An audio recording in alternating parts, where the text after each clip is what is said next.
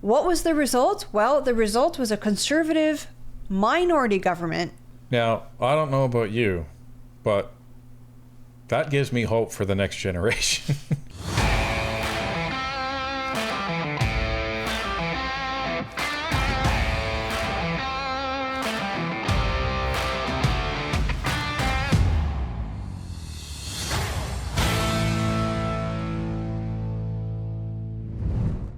This week, Bill S-222 was introduced to the Senate by non-affiliated Senator Mary Lou McPhedran, aiming to lower the federal voting age to 16. It's the latest effort in a long-running campaign to expand the electorate to younger Canadians. Now, traditionally, moves like this have been seen as a play to boost support for left-leaning parties. But with many younger people now frustrated by housing costs and a bleak job market, it could end up working in the Conservatives' favor. Let's take a look. Ladies and gentlemen, we present to you Bill S-222. Why is there an S in front of it? Because it was introduced in the Senate. As many of you may remember, bills can be introduced not only in the House of Commons, but also the Senate. The only catch is all of the steps work in reverse order. And also, why is it already Bill 222? I mean, we just started Parliament this past Monday when this bill was introduced. Well, when it is a private member's bill, whether it's in the House or in the Senate, all private members' bills start with the number 200 and go up from there. So, let's get into this overview. So for those that are looking at bills and their trajectory for the first time, in the Senate it has to go through first reading, second reading, and then go through consideration in committee usually, and then third reading, and then it has to go to the House of Commons, first reading, second reading, committee, and then third reading as well, and only then will it be moved to royal assent. So let's take a look at the text of the bill and break this down. So this is the actual text of the bill itself. Bill S-22, an act to amend the Canada Elections Act and regulation adapting the Canada Elections Act for the purposes of a referendum. Why does it say a referendum? Does it mean a full referendum in Canada? No. What this means is that whenever there is a vote or an election or a referendum, these are the people that are allowed to participate.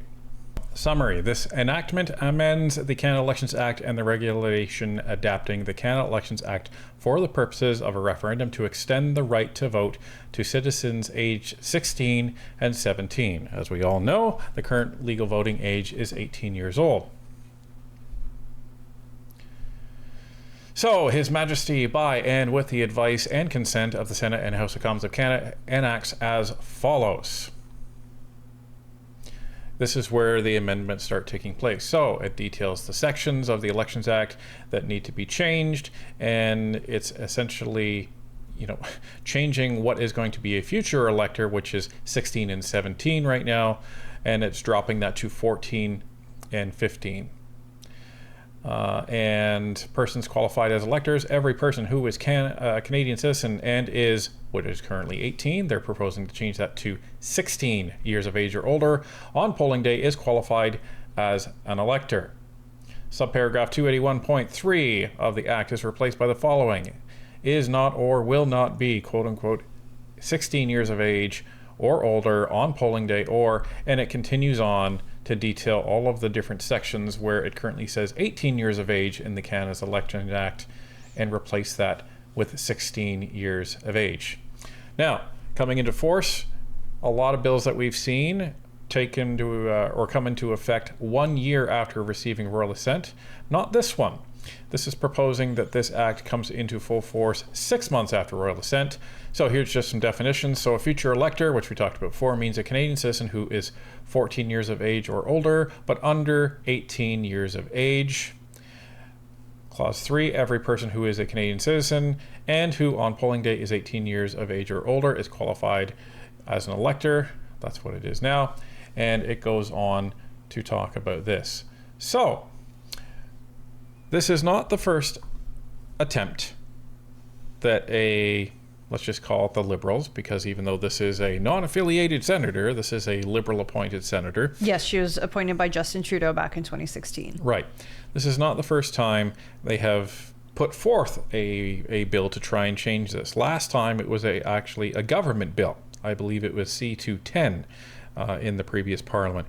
But as it was a private member's bill, and private members' bills are basically a lottery, it went nowhere. Now, we talked in the introduction about why this actually might not be a good idea for the Liberals to bring this forward, because of recent voting trends. Well, before we get to that, let's look at why previously it may have been a good idea for the Liberal Party or the NDP or even the Greens to bring a bill like this forward. It's thought that traditionally younger voters tend to vote left. So if you're trying to get more voters as a Liberal Party or NDP party or even a Green Party, maybe you lower the voting age to encompass more young people so that they are going to be more likely to vote for you. That traditionally is the logic behind this. Right. And I think it's relatively common knowledge in Western democracy that the younger you are, the more likely you are to vote Liberal, and the older you are, the more likely you are to vote Conservative. Well, now we're seeing that completely flip in Canada. So this poll was taken just a few days before Election Day 2025, and what they found was that individuals in the age bracket of 18 to 34 years old were almost 50% likely to vote Conservative, and only 30% of them were saying that they were voting Liberal. So that's huge, folks. It's a seismic shift when it comes to voting trends in Canada, because this wasn't normally like this. But how interesting is it that it's the young people that have finally seen what is going on in this country, and how can they not, really? Because they live it every day. They're faced with it every day. You know, they're leaving school and going out into the job market and saying, okay, it's pretty hard to find a job. And then when they do have a job, they're saying, it's pretty hard to find a place to live, never mind buy a house. And then they're saying, it's going to be pretty hard to have a family because we can't even afford a family because we both have to work the whole time. Yep. And never mind work the whole time.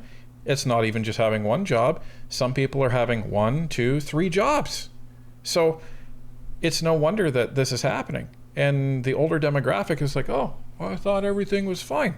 Now, not all older demographic. There's still a significant amount of people that were over the age of 50 that voted Conservative. And to all of you, good job on Election Day.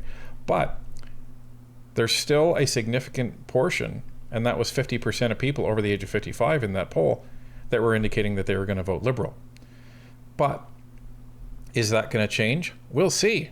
Because Mark Carney, bringing in his $500 billion budget, he's going to have to find some money.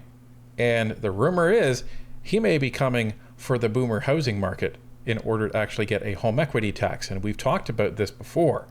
Justin Trudeau and the Liberals have ordered multiple studies on the impact of that and what kind of revenue that would bring to the government. So if Mark Carney isn't going to get it from the consumer carbon tax, there's not really many other places to get it other than home equity on your primary residence. And that is going to hit boomers that voted Liberal right in the face. Now, one thing that we have to consider in this is, and all of you are probably thinking of this, I've been thinking of this, is there's a lot of adults that aren't even keeping up with what's going on in politics. How can we expect a 16 and a 17-year-old to care about politics? Most don't. Like, most are concerned about what's the next video game they're going to buy. Most are concerned with, you know, who's my next girlfriend or boyfriend, or how do I stop, you know, and get out of, you know, gender studies class. Like, that's what they're concerned about. But or their marks in math or English, let's be fair. Yeah, maybe. Or their marks in math and English. But it was interesting because leading up to the election, they actually did a mock vote in schools across the country. So a charity called Civics worked in conjunction with Elections Canada to do a student mock vote, and they did this in all 343 electoral districts. They did it in elementary schools, middle schools, and high schools. These were all individuals under the age of 18, and they asked them to vote. They did a mock vote. They pretended to let these kids vote, right? So What was the result? Well, the result was a conservative minority government with 165 seats. Now, I don't know about you, but that gives me hope for the next generation. that really gives me hope, because despite all of the bias that we know is in our school system, not all teachers, but there's a lot, and it comes in from the programs as well, despite whether or not the teachers want to teach this stuff or not, despite all of that bias, despite all of the no hug zones, and despite all of this crazy programming that is in our schools these days, the kids still ended up voting a conservative government into power. So that's the good news, I think, that even if this comes to pass, it sounds like the kids are using common sense. Now, we just want to state for the record that we think lowering the voting age to 16 is an awful idea, and we're going to discuss why we think it's a bad idea, why it should be left alone at 18.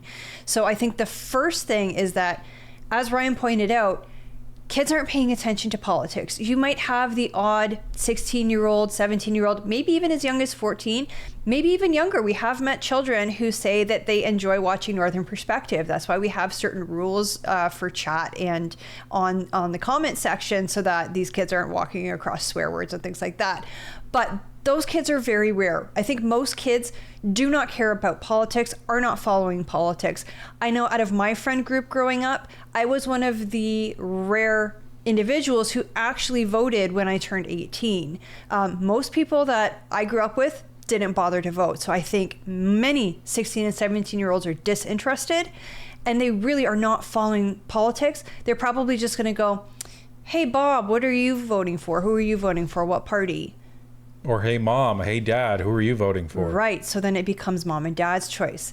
The second thing that I see as potentially bothersome, we'll say, is that if you have kids who are in high school voting and they're learning about voting in high school, who's to say the teachers in their classrooms or the union in the broader sense won't be instructing them how to vote? Won't be planting that bias into their lessons or in the classrooms. I remember when I was young. I was probably 8, where there was the teacher strike looming in Ontario, and I had come home and I had said to my mom, "I hate Mike Harris." No idea who this person was. I was 8 years old. And my mom rang up to school and gave them heck, because they're like, "Why are you talking to my kid about stuff like this? You shouldn't be talking about this kind of thing in the classroom." Right, and you end up with ideology. You know, there's more of a vested interest in forcing that down kids' throats in high school. And kids aren't old enough to get a tattoo, but you want them to vote. Right, they can't drink, they can't smoke, they can barely drive, they can't work in certain dangerous jobs. Like, you're not going to find a 16-year-old on an oil rig. They can't get tattoos. I think they can get piercings by themselves, but still, there's a lot of things 16 and 17-year-olds cannot do because they're too young, they're too immature. But let's let them decide the fate of the country. Not a good idea.